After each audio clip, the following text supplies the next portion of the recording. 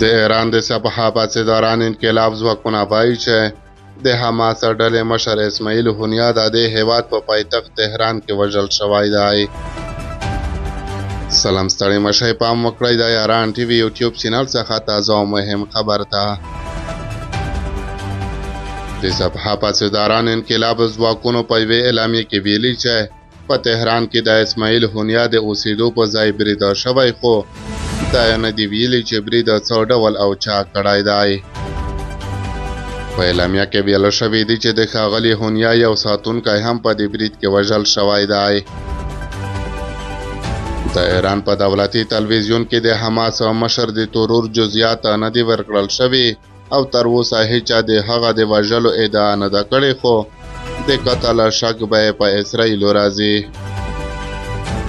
د حماس ډلې هم د چهارشنبې په ورځ په یوې اعلامیې کې ویلي چې مشر یې د اسرائیلو په هوایي برید کې وژل شوی دی.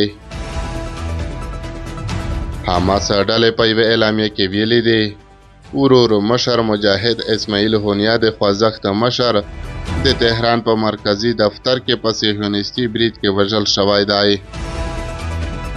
د حماس ډلې په اعلامیه کې ویلي چې مشر یې تهران کې د ایران د نوي جمهور رئیس مسعود پزشکیان د لوړو مراسمو کې د ګډون لپاره تللی و.